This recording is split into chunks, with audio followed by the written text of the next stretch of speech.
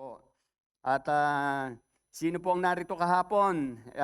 Ilan lang, si Sister Malu, si Sister Lolit lang, at saka sino pa bang nandito kahapon sa ating soul, ang tawag dito sa Evangelism Summit. Praise the Lord. At ngayon po ay extension lamang yung ating pong gagawin sa mensahe ng ating Panginoon. At habang tayo po ay sumasamba, ay nag-plus lang sa akin yung, kaya kasi wala sa PowerPoint ko, kaya po pwede Sister Camille, nga dun sa aklat ng Psalms 90 verse 12. Kasi ang Psalms 90 ay ito po ay deklarasyon na kung gaano kaikli lamang ang ating pong buhay upang tayo magkaroon ng kaalaman, ng katalinuhan, kung paano natin. Sabi nga, teach us to number our days that we may gain a heart of wisdom. Amen? And then doon sa Jude chapter 1, one chapter lang naman ng Jude, beginning 1 hanggang 5. Sige sister, basahin po natin. Jude chapter 1, beginning verse 1. At ito po ay, tingnan niyo po yung particularity nito pong aklat po ni Jude. Ito po ay si Jude na hindi po si Iscariot, kundi si Jude na kung saan ay kapatid ni James, ni Santiago. At ang sabi po diyan, many have undertaken to draw, hindi look, Judas, yung before ng Revelation. Amen. Praise the Lord. At wala kasi sa PowerPoint kaya. Verse 1, beginning verse 1.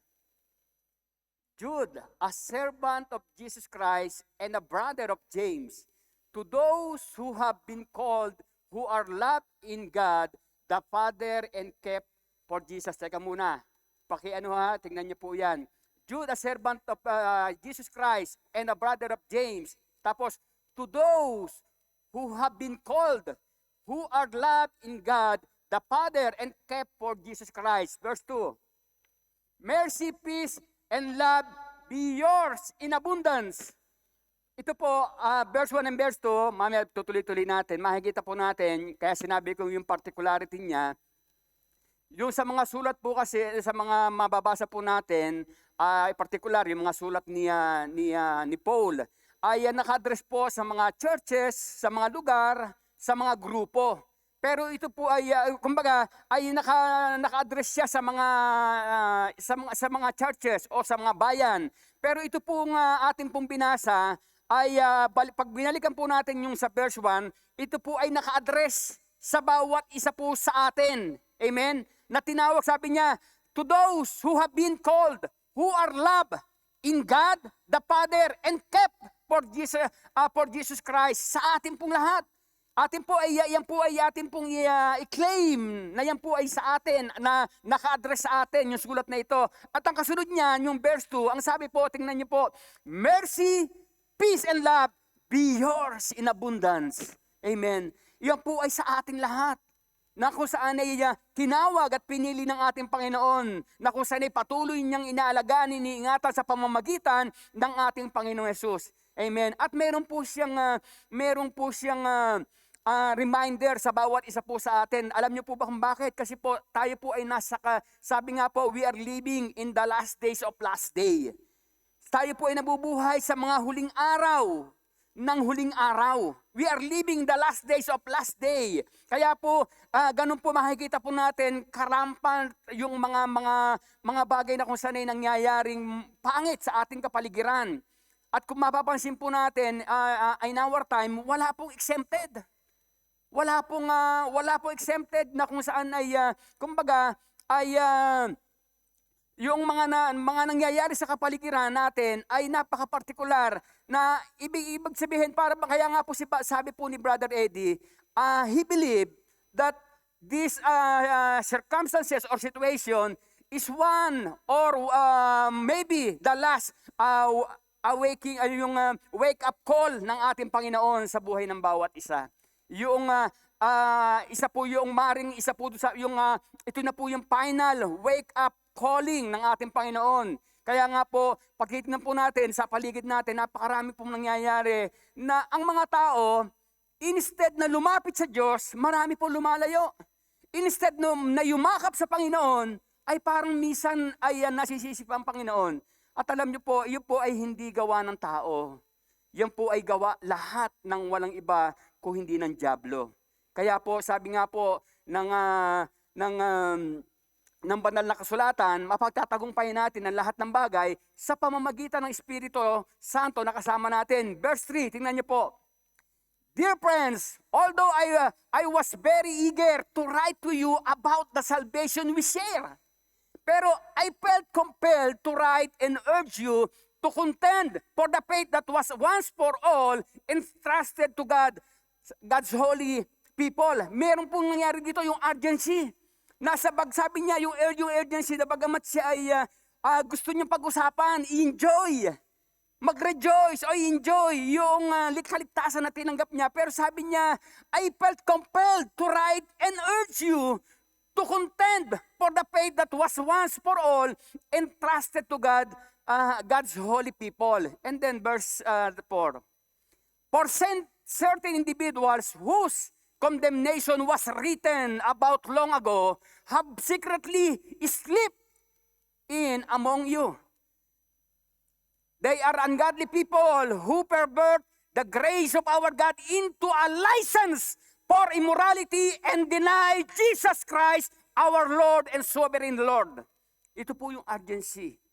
Amen? Na kumbaga, para bang sa halip na sabi ni Jude, ay ang isusulat ko sana ay yung tungkol doon sa ating kaligtasan.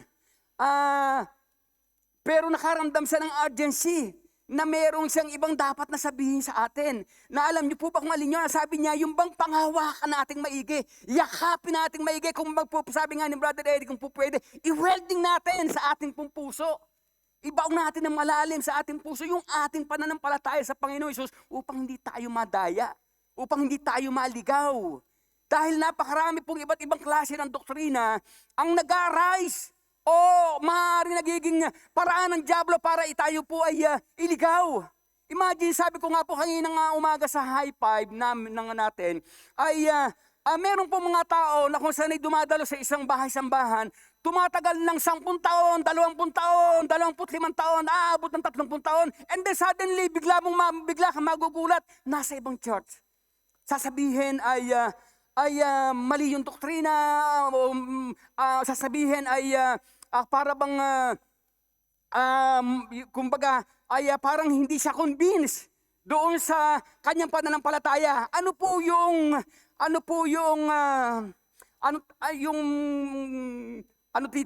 makikita po natin? Ano po yung pwede nating makikita? Ano nagde-demonstrate sa isang tao na kapag gaganon?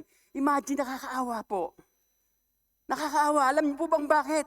Kung halimbawa tumagal ka ng 20 taon, 10 taon, 15 taon, sa isang bahay-sambahan, lilipat ka dahil hindi mo napipil doon ang presensya ng Panginoon o kaya ay meron kang doubt doon sa doktrina.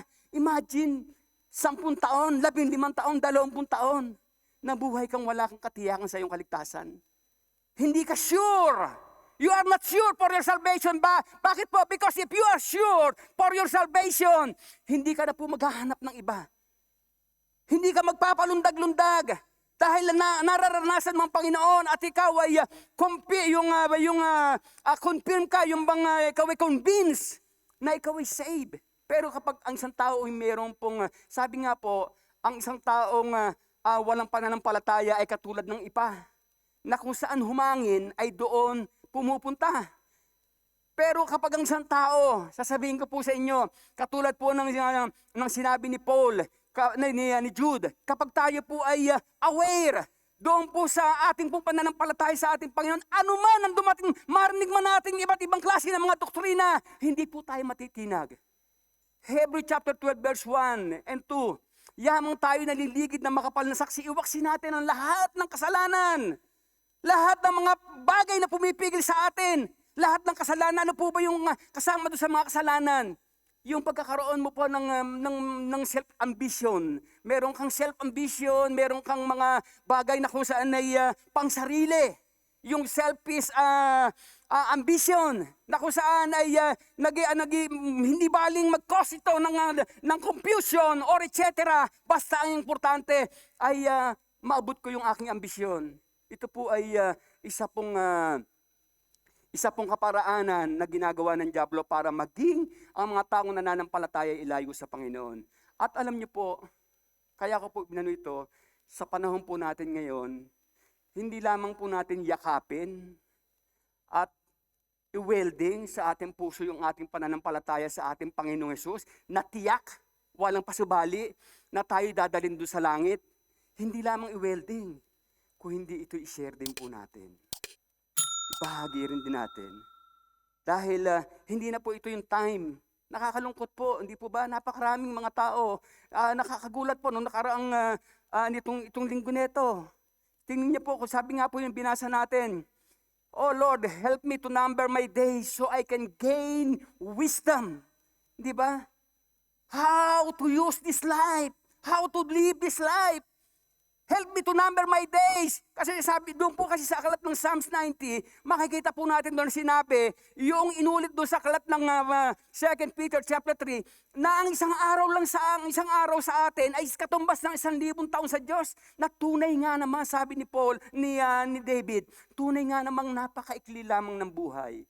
Alam niyo po, ang buhay natin ngayon ay it is not a matter of what you have and how much you have, but it is a matter of who you have. And if you have Jesus, you have everything. Amen.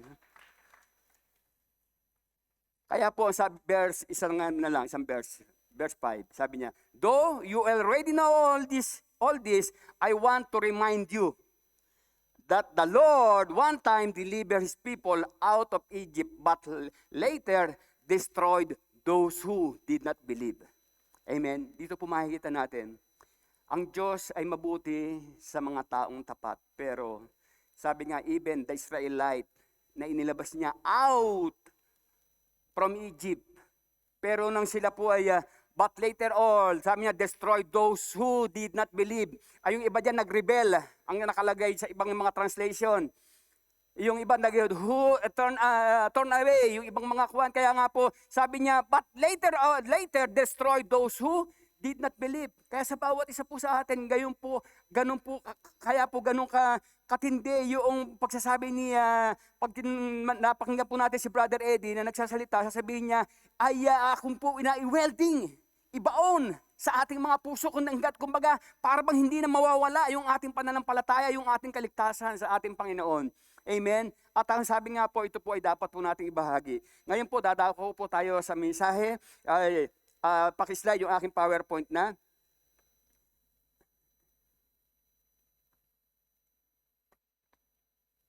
Praise.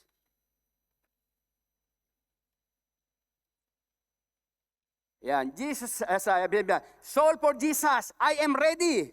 Jude chapter 1, 22 and 23, Evangelism Summit, ito yung kahapon. Ngayon, ay napakasarap sabihin, yes, are you ready? Are you ready, people of God? Okay, praise the Lord, glory to God. We are all ready. But the question is, how about yung kasama mo po sa bahay? How about your members of the family? They are also ready. Your friends, your colleague. Ito po sabi nga po, I am ready, prepared for eternity. But the big question mark is, how about the others? They are also ready.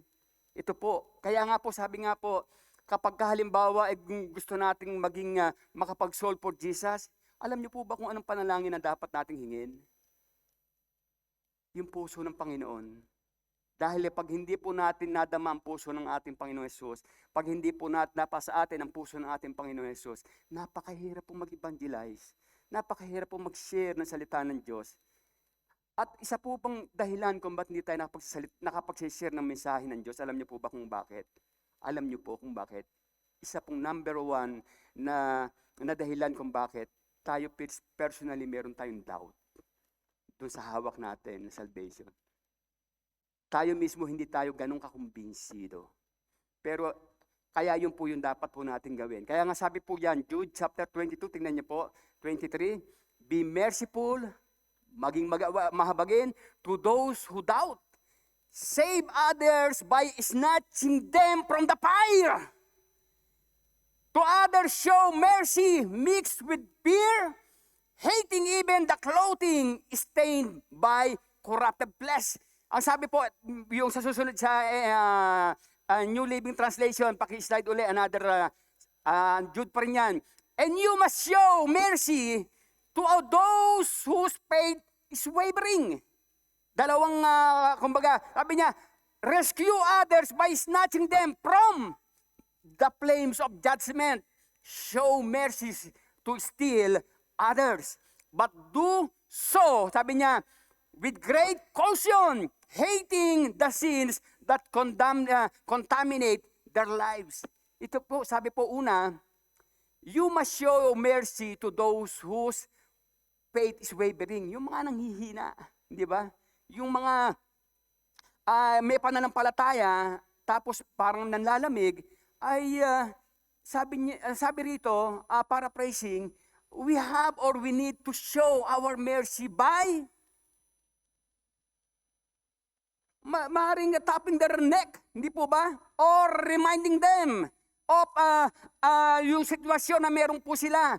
And then, nasabi po dyan, verse 2, rescue others. Yung iba naman, yung mga nakikita mo na pong tiyak na walang pananampalataya na once na kung saan ay pumanaw sa mundong ito, ay kita mo kung ano yung direksyon niya. Kaya nga sabi niya, rescue others by snatching them from the flames of judgment, from the flame, or from the fire. Show mercy to still others. Amen? Snatching, agawin sa apoy. Yung mga tao na nakikita natin parang mga kandidato dahil ako po, personally, ay ako po inhagaw lang. At maging lahat po sa ating dito, inhagaw lamang tayo. Ako po ay, kung babalikan ko yung aking sarili, ako po ay isang kandidato papunta doon sa dagat-dagatang apoy ng impyerno. Pero salamat sa isang mananampalataya na nag-share sa akin ng salita ng Panginoon at ako'y naagaw doon sa apoy. At ngayon po, yun po yung role natin dapat gampanan. Hindi po ba? Sabi nga po, kung ano yung ating tinanggap ng libre, ibigay din natin ng libre. Amen? Ibigay, maging generous po tayo. Not only in material and financial, but even in our heart. Hindi ba? Maging generous tayo sa ating pong puso, sa ating pong mercy, sa ating pong grace. Kaya po, ang sabi po, ito po ang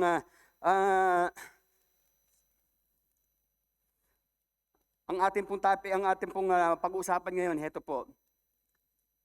Kasi ngayon po, I am fired up, di po ba? Are you fired up?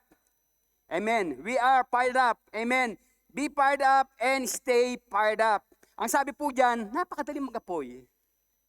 Ang marami po mga Kristiyano, kapag nag-summit, kagaya po ni Pastor, kahapon nag-summit, kumbaga, na-challenge ako. Ay, kaya yung bang nakita kong mga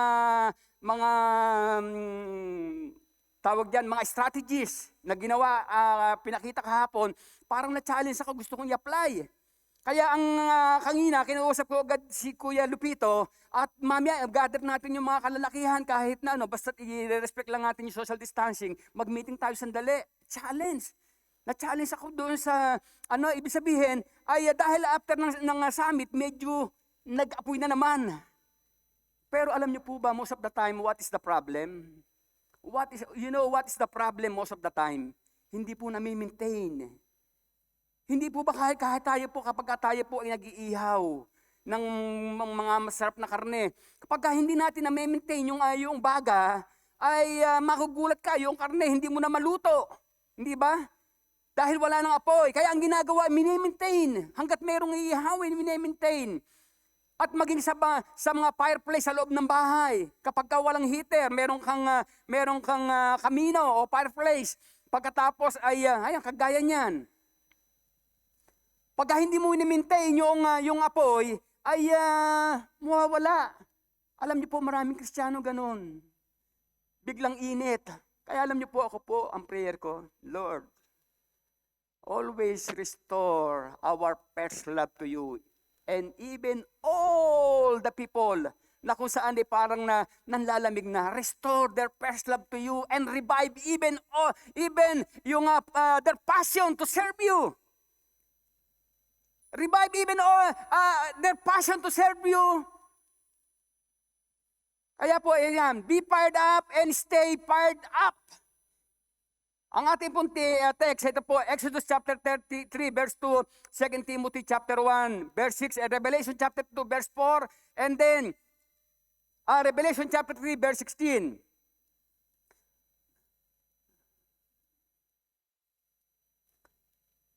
Ang sabi po, we need more Christians to get on fire today.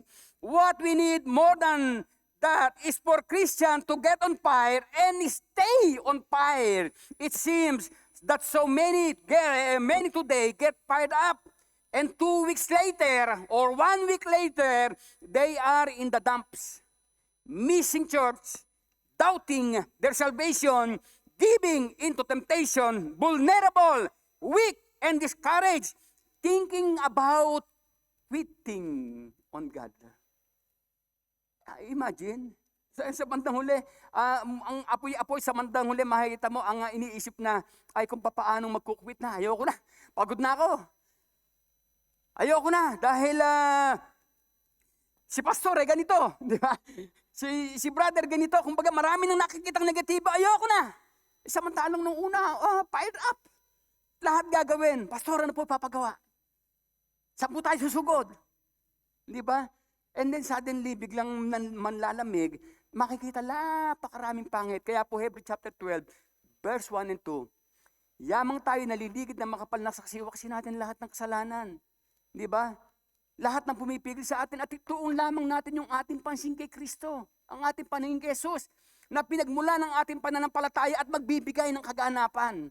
Amen? Kung gusto nating makatapos ng maayos o for us to finish well this race, kailangan po, isa po yung focus natin, si Jesus Christ lang sa ating Panginoon. Amen po. And then sabi po, yan, paki-slide yung susunod na slide. Sa Exodus chapter 3 verse 2, yan, maapoy na. Chapter 3 verse 2, and the angel of the Lord appeared to him in a flame of fire from the midst of a bush.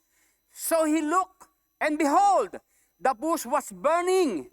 The bush was burning with fire, but the bush was not consumed. Tingnan niyo po, kapag ikaw ay nasa presensya ng Panginoon, even yung pong, puno, dahil siya ay nag-aapoy siya dahil sa presensya ng ating Panginoon, hindi po siya nasusunog. Hindi siya nakukonsume. Hindi siya nagiging abo. Alam niyo po, tayo po, ang atin lamang po, basta manatili tayo sa presensya ng ating Panginoon, lagi nating hanapin ang mukha ng ating Panginoon. Kahit anuman ang mga pagdaanan natin, hindi po tayo makukonsume. Amen. Sabi nga dyan, kaya nga po, yun po, be fired up and stay fired up. Amen po. Ito po ay si Moses, doon po sa wilderness, nung pong medyo nagdadoubt pa siya doon sa yung pagkakatawag ng Panginoon sa kanya. Kaya ang Panginoon patuloy na pakita sa kanya ng himala. And then, sa aklat po ng 2 Timothy chapter 1 verse 6, ito po, sa atin naman po sa New Testament, sabi niya, for the reason I remind you to fan into flame the gift of God which is in your which is in you through the laying on of my hands. Sabi ni Paul, habang kita pinapatungan ng kamay, nagpe-pray, ay ipinapaalala ko sa iyo na ang iyong init, ang iyong apoy, ay lagi mong pag-initin upang lahat ng mga binigay sa iyo ng Diyos, spiritual gifts, ay gamitin mo. Lahat ng mga spiritual gifts ng Panginoon, lahat ng gifts na meron sa iyo, kaya nga, hindi lamang po tayo maging malakas. Kung hindi ang sabi nga, maging malakas tayo, maapoy, upang sa pamamagitan nito, magamit din natin kung ano yung meron tayo. People of God, kung ano yung meron tayo, susurrender natin lahat yan sa Panginoon. Pero merong isang tanong na kailangan po nating tandaan ngayon. Paano mo yan ginamit? Ano ang ginawa mo dyan? Meron bang nakinabang dyan? Meron bang napagpala dyan sa gift na ibinigay ko sa iyo? That is the big question. Amen? Kaya nga, pagkahalimbawa ay ginamit mo sa isang maayos na paggamit, Oh, what the sweetest word. Well done, my good and faithful servant. Matthew chapter 24, verse 21 and 25. Oh, ang sabi ng ating Panginoon, ay Matthew chapter 24, 21 and 23. Sabi niya, well done, my good and faithful servant. And then, ito po, meron pong ilang tips. Ito na naman si Pastor. Tips on how to stay fired up for God. Number 1, live a focused life.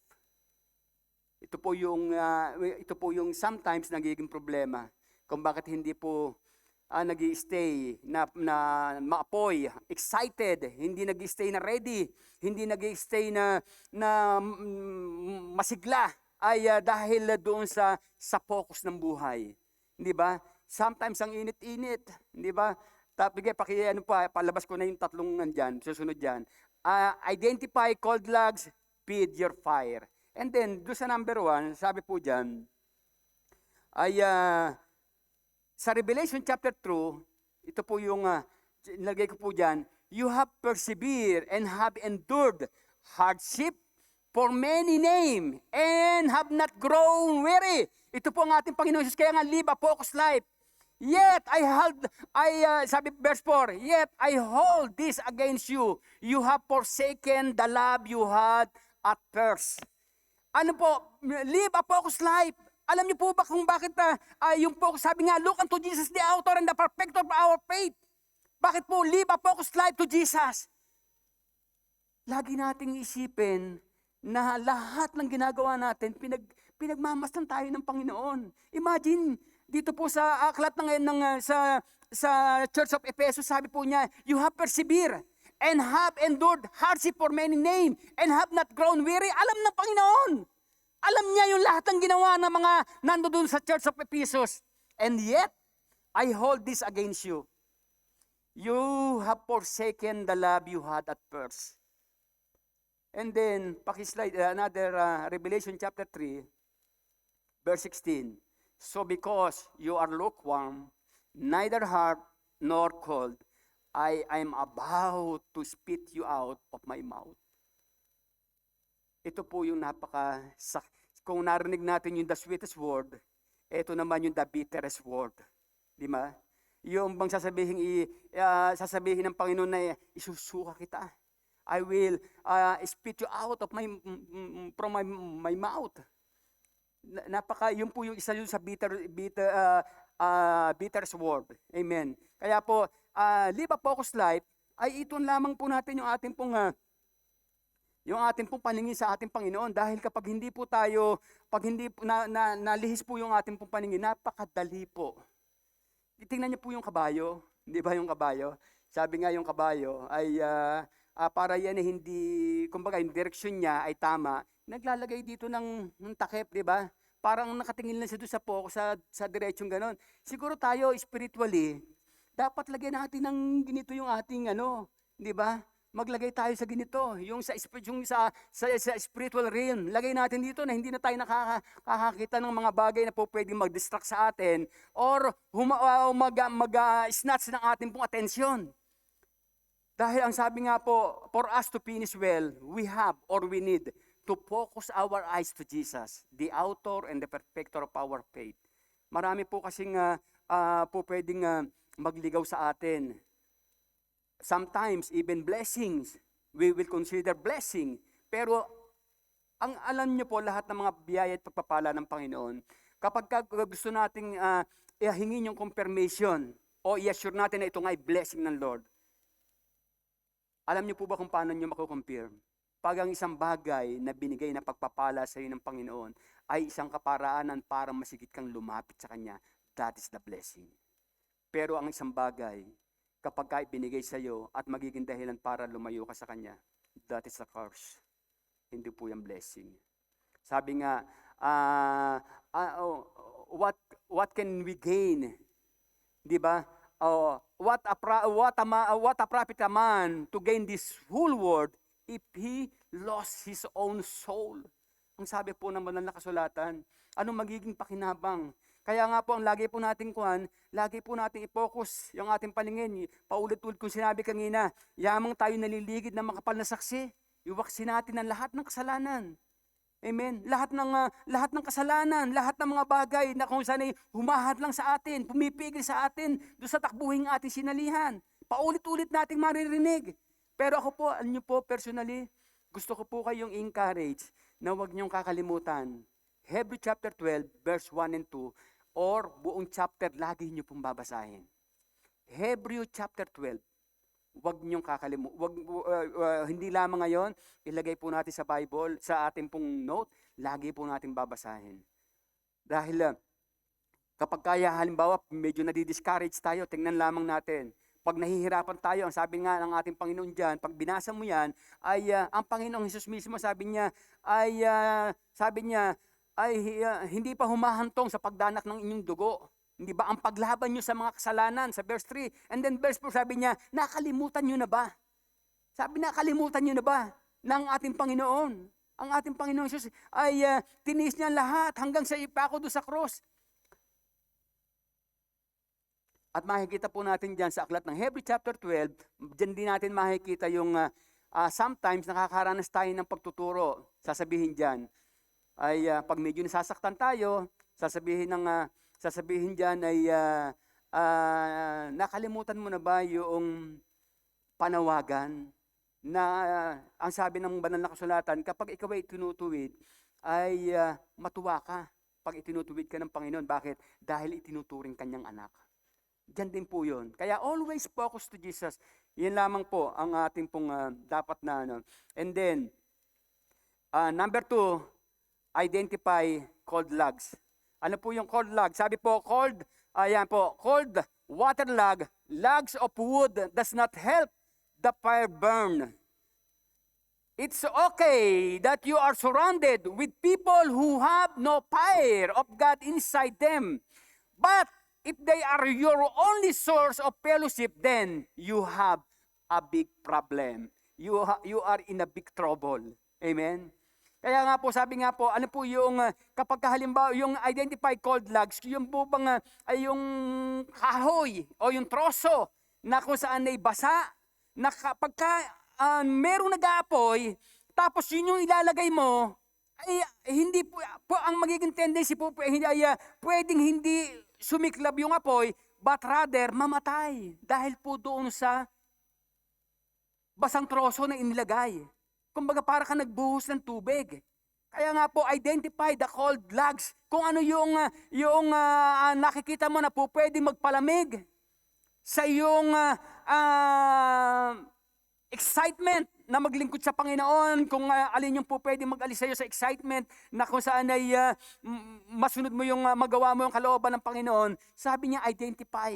Kaya sabi ko po sa inyo kanina, kapag ang blessing po ay maglalapit sa ating Panginoon, yan po ay isang confirmation na blessing po yan.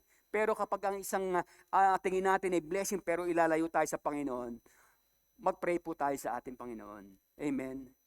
Ipag-pray po natin sa Panginoon, paulit-ulit nating hingin yung kanyang confirmation. Kaya nga sabi nga po dyan, it's okay that you are surrounded with people who have no fire of God inside them. Kasi nga, but if they are your only source of fellowship, then you have a problem. Sa madalit sabi, ay kapag halimbawa sa pagtutumpukan lang natin, mga tayo, mga kababaihan, mga kalalakihan, pansinin niyo po, kung sino yung, kapag halimbawa sa pagtitipon natin, nag-uusap-usap tayo, ay merong, kumbaga parang sabihin natin bangkero, yung bang talagang nagli-lead dun sa conversation, na kung saan ay malamig, walang pananampalataya. Yung, kung halimbawa 5 kayo, yung 4 na nakikinig sa kanya, na napakaiinit, na ganun na lang yung kanilang mga on fire. Tapos nakasama yung isa na siya na lang yung nagsalita at hindi nagsalita yung 4, magugulat kayo, mamaya yung 4, magkakamukha na yung sinasabi nila. Kaya sa atin po, kung tayo po ay talagang fired up, pagka mayroong ganung sitwasyon, wag po tayong papadaig. Amen? Huwag tayong papadaig sa pagsishare ng salita ng Panginoon. Minsan sa mga kwentuhang barbero lang, nagagalit pa tayo pagka naaagawan tayo ng time, nagsasalita ka, biglang magsalita iba, nagagalit ka pa. Ay, nagsasalita pa ako, ay, sumingit ka na. Hindi ba? Ako pa yung nagsasalita, bigla ka na lang sumingit. Nagagalit ka pa dahil meron kang sinasabing iba, meron kang chinichismis na iba, meron kang pinagyayabang na iba. Pero kapag ang pag-uusapan ay tungkol sa salita ng Panginoon, ipaglalaban kaya natin. Oy, nagsishare ako ng salita ng Lord, pwede bang give the reverence naman? Give reverence naman. Pwede makikinig ako sa'yo, pero makinig ka rin sa akin. Alam niyo po, kaya nga sabi nga, but if they are your only source of fellowship, then you have a problem. Amen. Kahit na sila po ay kasama natin, ang sabi nga po, pwede tayo makisama. Dahil how can we win the loss kung hindi tayo makikihalubilo sa kanila? Pwede tayo makisama, pero ang sabi lagi po sinasabi, huwag makasama o makisama, di ba? Makisama, pero huwag makisama. Amen po. Kumbaga, pwede makisama and at the same time, grab that opportunity to share the gospel, but do not be equally yoked doon sa kanilang ginagawa. Di ba? Kapag mayabang sila, yayabangan din natin. Huwag pong ganun. Di ba? O sabi nga, God give grace to the humble and, tama ba yun? God give grace to the humble and, ano ba yung, God give grace to the humble and opposes the proud. Amen. And then, 2 Timothy chapter 2, verse 22, sabi niya, run from anything that stimulates your youthful lust.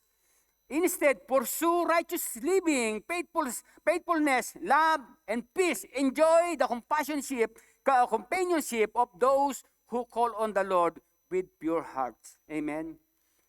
Kaya po, ako po, ay sabi ko nga, kinausap ko kanina si Kuya Lupito, siguro after meeting, mag-meet tayong mga kalalakihan. At kumbaga, pag-usapan natin yung ilang mga bagay na hindi lamang kambingan, di ba? Hindi lamang makambingang pag-uusap, kung hindi mga purong salita ng Diyos, makapagpalakas sa salita ng ating Panginoon. Amen. Amen po. Kaya nga sabi nga po dyan, ay enjoy the companionship of those who call on the Lord with pure hearts. Ako po, nung araw, sasabihin ko po sa inyo, napakarami kong kaibigan.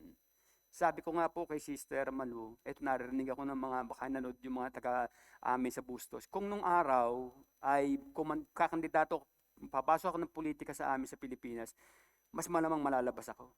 Mananalo. Sa dami ng kakilala at kaibigan. Sa dami. Alam niyo po ba kung bakit? Ganun kasi sa mundo, di ba? Pero nung ako'y humalis sa mundo, ay mas na-enjoy ko ngayon. Nasabi ko nga, hindi ko po pwedeng ipagpalit yung mga bagay na ginagawa ko dati doon sa ginagawa ko ngayon. Dahil nung ginagawa ko nung dati, nung araw, puro kahihiyan, sakit ng ulot, problema lang ang aking ginagawa. Walang karangalan. Pero ngayon, salamat sa Diyos. Hindi ba? Kaya nga po, nung araw, napakarami kong kaibigan. Pero ngayon, kahit kumonti yung aking mga kaibigan, pero isang bagay ang aking pong napatunayan. Kahit kumonti sila yung mga tunay kong kaibigan. Bakit po? Kasi hindi nila ako ilalayo sa Panginoon. Hindi nila ako ilalayo sa Panginoon. Kaya mas magandang konti ang kaibigan mo pero hindi ka ilalayo sa Diyos. O kaya ay ikaw ang maglalapit sa kanila sa Panginoon. Amen? Kaya po, sabi nga po diyan, enjoy the companionship of those who call on the Lord with pure hearts. Po pwede ka magtiwala, sabihin mo lahat ng, kapag meron kang bigat, meron kang problema, po pwede mong ibukas, ilatag yung puso mo. Pero kapag halimbawa ay hindi pure ang heart ng kausap mo, minsan makapagsasalita ka lang ng ganon, na walang-wala naman sa loob mo. Magugulat ka, ang laki na ng problema ang ginawa mo. Magugulat ka, nakapag-create ka na pala ng laki ng problema. Ganun lang yung sinabi mo. Wala ka namang intensyon. Amen. Bakit po? Because they don't have a pure heart. Walang fear of God.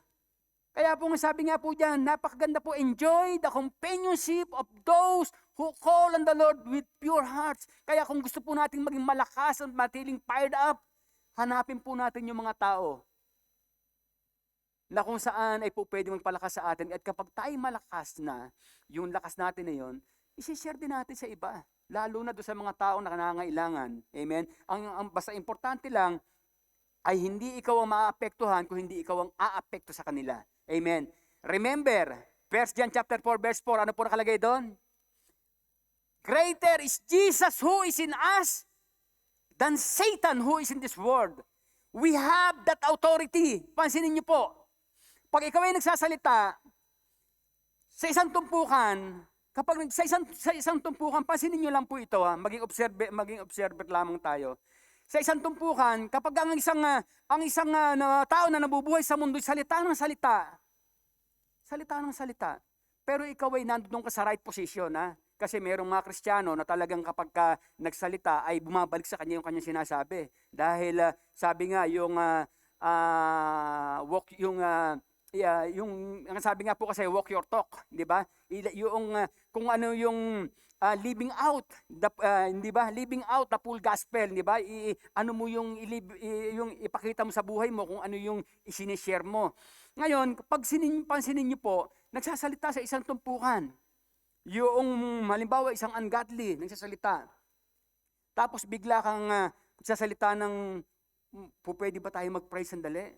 Pwede, alam niyo po bang ganun na ang pagmamahal ng Diyos sa atin ay ganun na lang, na ibinigay niya yung bugtong na anak? O kaya po pwede po bang maisingit sandali ire? Tingnan niyo po, tahimik. Tatahimik po. Totoo po tatahimik. Kumbaga, para bang may intimidate yung mga kaharap mo. Bakit? That is the proof. Yung pruweba ng 1 chapter 4 verse 4 that greater is Jesus who is in you than Satan who is in this world. You have much authority than ungodly people. Amen po. We have that authority. Amen. And then, ang sabi po, last but not the least, feed your fire and share to those in need. Amen. You cannot solely depend on your pastor or leaders of church. Make it a habit to read God's word every day. Ito po yung sometimes na nagiging problema.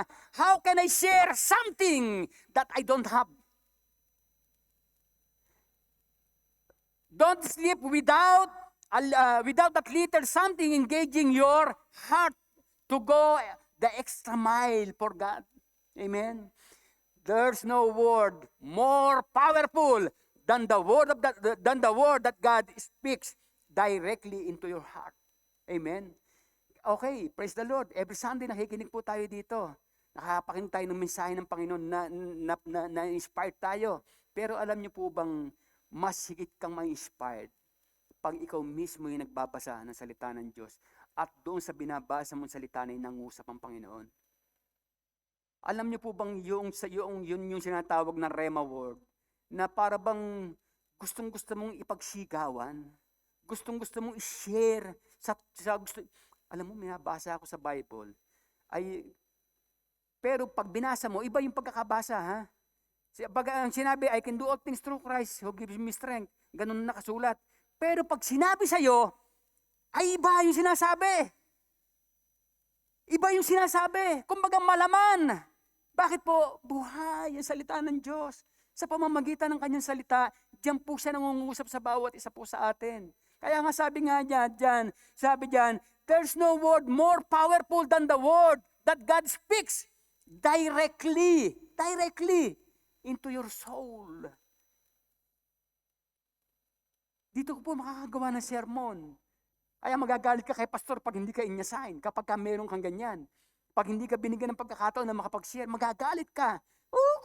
Talaga mong, kaya nga sabi nga ni Jeremiah, ay parang apoy na nasa aking puso ang iyong salita na gustong sumabog. Paano kung hindi sasabihin ang iyong kabutihan? Paano kung hindi ihahayag ang iyong salita? Ang sabi ni Jeremiah, ni Prophet Jeremiah. Amen po. And I pray, yun po yung maranasan natin lahat. Kaya po, Ephesians chapter 6, verse 14 and 15, sabi niya, stand firm then, with the belt of truth buckled around your waist, with the breastplate of righteousness in place, and with your feet fitted with the readiness that comes from the gospel of peace. And then, Romans chapter 10, verse 15, sabi po, oh, how, sabi niya, and how are they to preach unless they are sent? Ito po, as it is written, how beautiful are the feet of those who preach the good news. How beautiful are the feet. Meron kasi nga, di ba, kapag ka dumarating ka sa isang bahay, at ikaw ay isang manginginom, pupunta ka sa isang bahay, ay dadayuhin mo yung kainuman. Ay yung mga taong nakatira doon sa bahay, bukod doon sa kayong kainuman. Ito lang po, isang halimbawa lang. Bukod doon sa iyong kainuman, lahat ng iba sabihin, oh, ito na naman ito. Naku po, mamaya mag-iinuman na naman dito, mamaya magkakagulo na naman dito.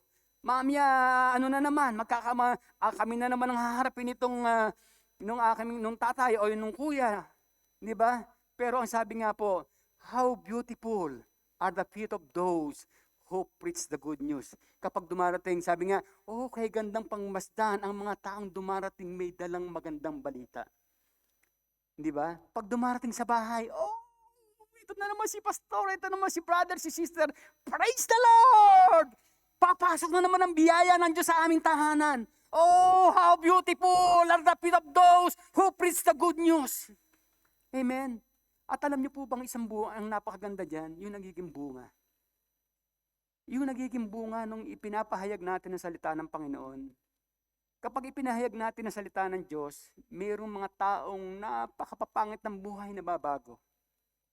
May mga tao na kung saan mag-asawa, maghihiwalay na lang, dinala mo yung salita ng Diyos, nagkaroon ng reconciliation, una po sa lahat sa Panginoon, and then, maging sa kanila.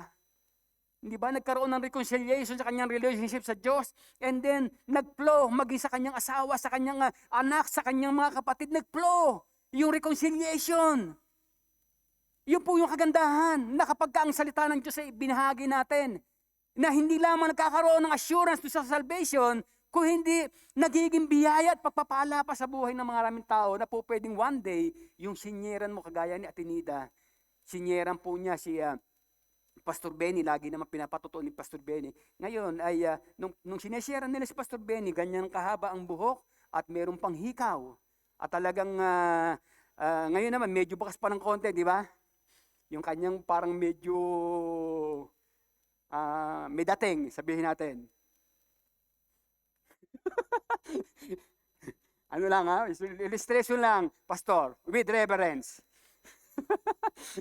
Di ba?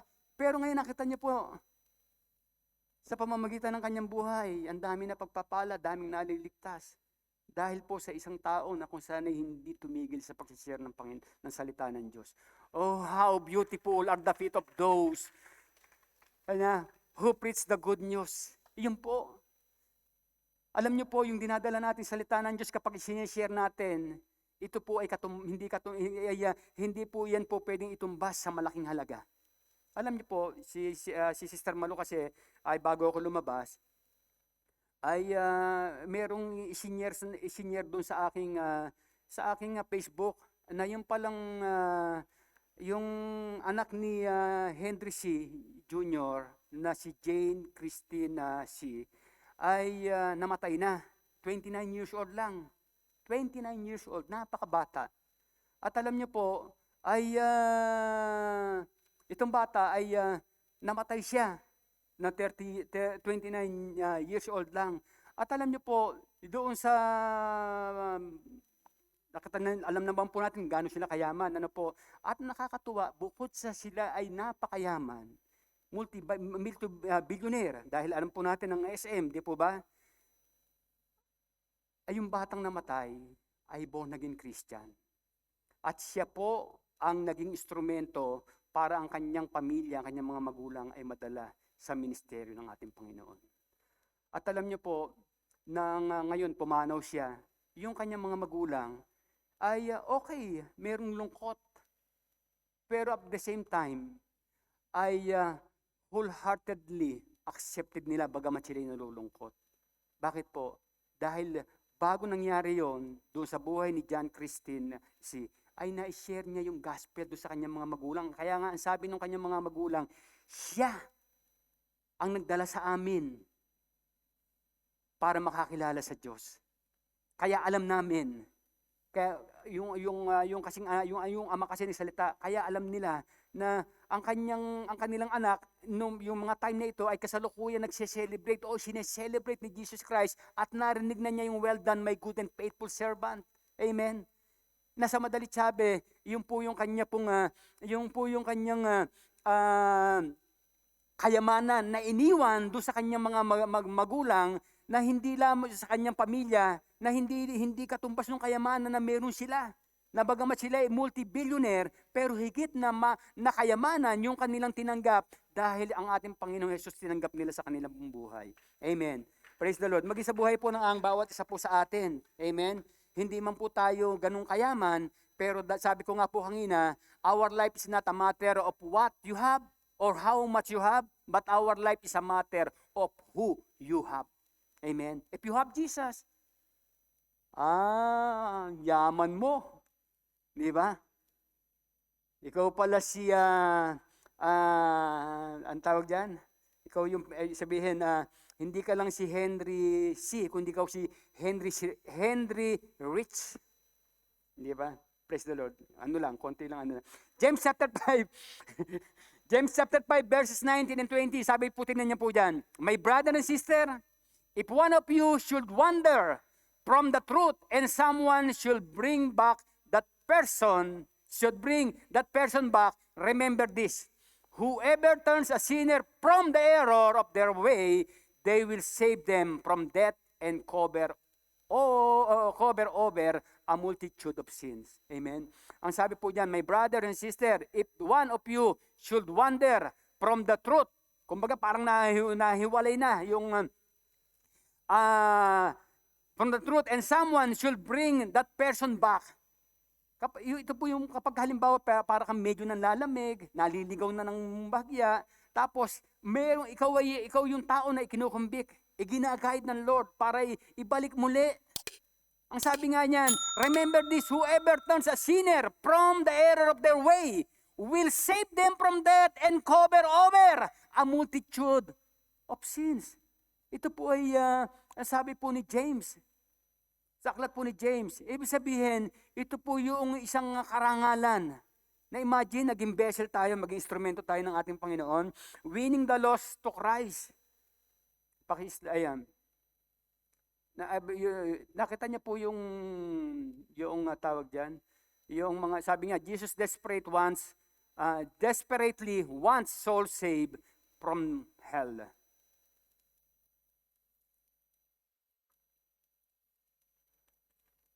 Sabi niya, winning the lost to Christ, that is for each one of our responsibility of those who profess Christ. Tama. It is not for the elite, those chosen few, those that have no trouble speaking, those that have time. It's one of us who Christ has saved from eternal death has a responsibility to be sensitive to the people Christ bring into our lives. Amen? Ang Panginoon, lagi po natin kukonsider ang lahat ng mga tao na kung saan nakakasalamuhan natin, ay lagi po natin kukonsider na ang ating Panginoong Hesus ay mayroong purpose. Meron siyang layunin, ba't niya inalaw na makaharap mo yung taong yon? Bakit inalaw ng Diyos na makausap mo yung mga taong yon? Amen? Merong purpose ang Panginoon. Kaya nga sabi nga po, that is for winning the lost to Christ, that is for each That is for each one of our responsibility of those who profess Christ. It is not for the elite.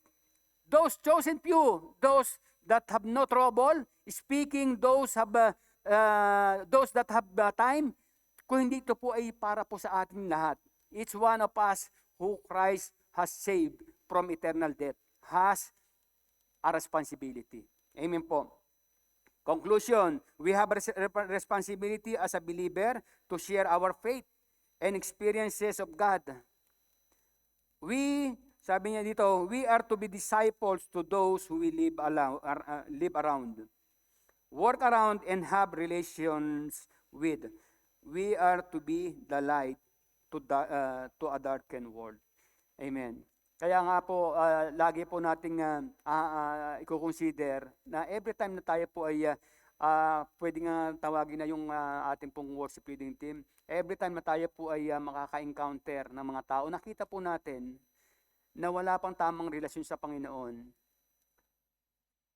lagi po natin consider, God allow us to encounter that person or that people for a purpose. For a purpose, not accidentally, but for a purpose. Every people who we encountered, meron pong purpose ang Panginoon. Kaya nga po, ang sabi ng ating Panginoon, lagi po tayong maging handa. Amen. Sa pagbabahagi ng kanyang salita. At ang sabi po, tingnan niyo po nakita niyo po yung kung hindi tayo mananatiling fired up, ay tingnan niyo po, pagka tayo ay hindi nanatiling fired up sa paglilingkod sa Panginoon at hindi natin nagamit yung ating pong buhay para ma-share, ay ang mga tao hindi lang basta apoy. Kung hindi talagang makikita po natin yung dagat-dagatang apoy na impyerno. Kaya nga sabi niya, Jesus desperately wants souls saved from hell. And then, last but not the least, ang sabi po, when I say to the wicked, you wicked person, saklat po ng Ezekiel chapter 33 verse 8. When I say to the wicked people, you wicked person, wala siguro dyan. Wala siguro. When I say to the wicked, you wicked person, you will surely die, and you do not speak out to dissuade. Ayan, tama. From them their ways, that wicked person will die for their sin, and I will hold you accountable for their blood. Ito po yung nakakatakot dyan. Kapag halimbawa inalaw ng Diyos na ma-encounter natin ang isang tao for a purpose, for us to share what we have, at hindi po natin ginawa, sabi niya, I will hold you accountable for their blood. Tayo po ay, kaya nga sabi nga po, yung pong Matthew chapter 28 verse 20, Matthew chapter 28, verse 18, 19 hanggang 20, ang sabi, humayo kayo. Bautismuhan niyo ang lahat ng tao sa pangalan ng Ama, ng Anak at ng Espiritu Santo. Turuan niyo silang sumunod. Di ba? Therefore go and make disciples of all nations, baptizing them in the name of the Father and of the Son and of the Holy Spirit. Alam niyo po ang Panginoon Jesus, nang siya ay umakyat sa langit, nag-iwan lang ng 2 ordinansa. 2. One ay sineselebrate natin every per Sunday, Holy Communion. And the second ordinance is this, and teaching them to obey everything I have commanded you. And surely I am with you always to the very end of the age. Amen. Lagi po natin i-grab ang opportunity. Amen. Nakakalungkot po na naisipin na sa mga panahong ito, kung kailang marami ang pumapanaw, marami ang mga tao na kung saan ay pumapanaw dahil sa sitwasyon na meron, na dapat ay maging, sabi nga yung, help me to number my days so I can gain wisdom how to use it. Ay sa halip na maging mainit ang mga tao sa pagsishare ng salita ng Diyos, parang tayo na-intimidate lahat. parang tayong lahat ay para bang meron tayong iniintay na hindi dumarating. Para bang merong harang or merong hindrance na iniintay nating maalis para tayo makapag-share. Para bang tayo, teka muna, hindi ko po pwedeng gawin ito ngayon dahil merong pandemya. Hindi ako po pwedeng mag-share dahil merong COVID. Dahil merong mga restriction. Teka muna, iintayin ko munang mawala ito. Pero sa kabila ng lahat ng bagay na ito, ay meron pong isang katotohanan na habang tayo po'y nag-iintay, o habang tayo merong iniintay, marami pong taong pumapanaw. Na hindi po sila nag-iintay, na bago sila pumanaw, ay makakapag-share muna tayo. Hindi po. Kaya po, sabi nga po sa bawat isa narito, kapag merong isang tao na kung saan ay nabahagi na natin at nadala natin sa Panginoon, iniligtas natin ng kanilang buhay sa tiyak na kapahamakan. Kaya sa oras ito, habang tayo po'y tumatayo, ay mamaya po, meron po tayo palang tawag dyan, meron tayong magiging prophetic gesture. Meron tayong yung ganito, yung Romans Road. Ito po ang purpose nito sa prophetic gesture kahapon. Kung nakapag-participate po tayo, narinig siguro natin yung instruction. Kung sa hindi naman, ay magsusulat lang tayo dito ng 3 pangalan. Yung 3 pangalan na yon, yung reachable, na po pwede nating ma-encounter, po pwede nating ma-sharean. Yung mga nandirito sa madalit sabi. Ngayon, sa baba, ay sulat na natin lahat ng gusto nating isulat na pangalan kahit nasa Pilipinas, nasa Amerika, nasa Australia, nasa Saudi Arabia, nasa man lugar, pwede nating isulat doon. Pero yung magiging natin focus dito ay yung 3 na yon. Pero dahil ito po yung prophetic gesture, doon sa mga pangalang nilagay natin sa baba, kung hindi ikaw ang gamitin ng ating Panginoon para sila makakilala sa Diyos, po pwedeng gumamit ang Diyos ng ibang tao para sila ay mabahaginan, para sila ay makakilala sa Diyos. Pero dito sa 3, yung verse 3, kailangang i-work out natin na tayo mismo ang gamitin ng Panginoon para mailigtas sa tiyak na kapahamakan, maagaw sa dagat-dagatang apoy ng impyerno yung mga tao. Ikaw mismo, ako mismo, tayo mismo ang gamitin doon sa 3 pangalan na yon. At pagkatapos noon, susulat natin, ilalagay natin doon. Remember, people of God,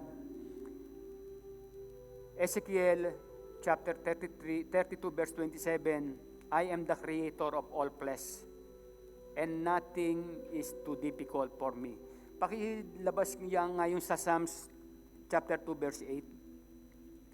Ang sabi po, I am the creator of all flesh, and nothing is too difficult for me. Ang sabi ng ating Panginoon. Kaya sa madalit sabi, para bang pwede natin sabihin, para bang imposibleng makakilala ang tao. Para bang pwedeng, ito po, ask me, and I will make the nation your inheritance, and the ends of the earth your possession.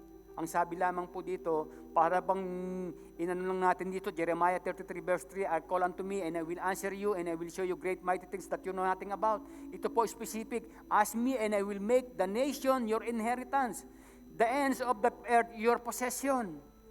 Kaya, wag po tayo magdalawang isip. Kung meron tayong doubt sa Panginoon, alisin po natin, it is the right time para ibigay natin yung ating full trust sa ating Panginoon, yung buong tiwala natin sa Panginoon, na behind the scene, He is doing something great, something wonderful, something miraculous, na hindi po natin, sabi nga, no eye has seen, no ear has heard, and no mind has conceived what God prepared to those who love Him. Kaya, sa bawat isa po, maging bahagi po tayo ng prophetic gesture. At sa lahat po ng ating po mga viewers, saan man po kayo naroroon, our God is not limited by time, space, and even distance. What our God doing right now in this place, also He is doing in the place where you are. The same thing.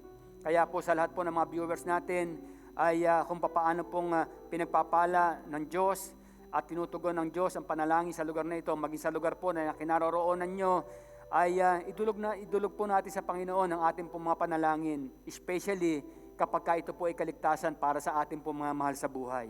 Amen. Sa ating mga kakilala. Amen. Hallelujah. Sige po, at tayo po ay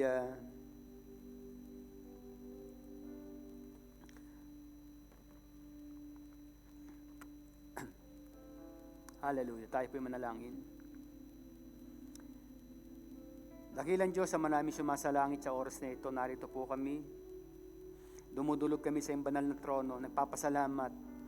Dahil minsan pa sa umagang ito, ipinaunawa mo po sa amin ang iyong banal na kalooban, even the urgency of soul winning, Lord. Salamat po dahil ipinaunawa mo po sa amin na mangyayari lamang at magaganap na magagawa po namin.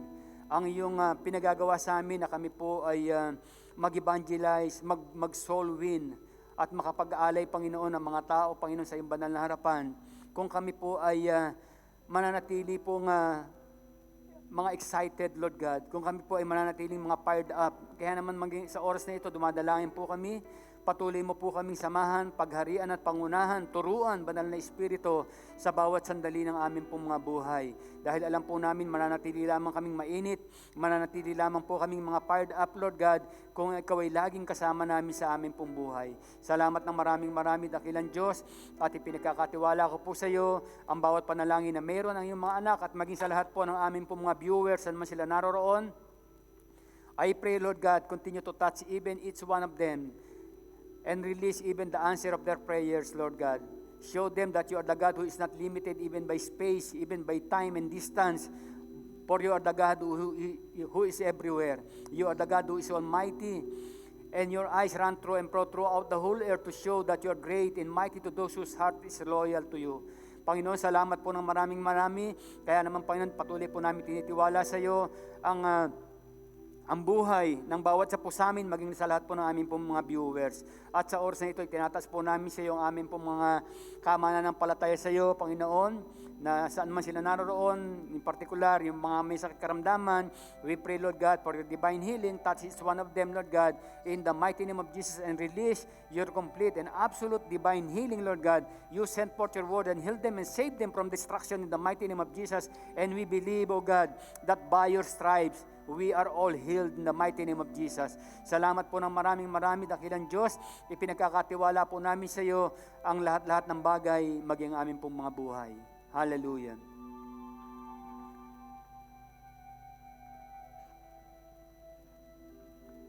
Panginoon, itinataas din po namin sa iyo ang aming pong prophetic gesture na ginawa at in-extend maging sa araw na ito. Dalangin po namin, Panginoon, na hindi po maging malimitahan, Panginoon, ang iyong pagkilos sa mga papel na ito, but even more and even greater and beyond, Lord God, ay alam po namin gagawa ka, Panginoon, sa aming pong mga buhay. Kaya naman dumadalangin po kami na hayaan mo pong magawa namin ang prophetic gesture na ito with faith from our heart, Lord, believing na ang lahat po ng mga pangalan na nilagay namin sa tracks na ito, Panginoon, it shall come to pass, Panginoon, na sila man, Panginoon, ay lalapit sa iyong banal na harapan, magsusuko ng kanilang mga buhay, tatanggapin at kikilalanin ka bilang Panginoon, Diyos at tagapagligtas ng kanila pong mga buhay. Kaya ngayon pa lamang, with faith from our heart, Lord God, we declare that Jesus Christ is Lord over all names, Panginoon, na kung saan ay isinulat po namin sa mga tracts na ito.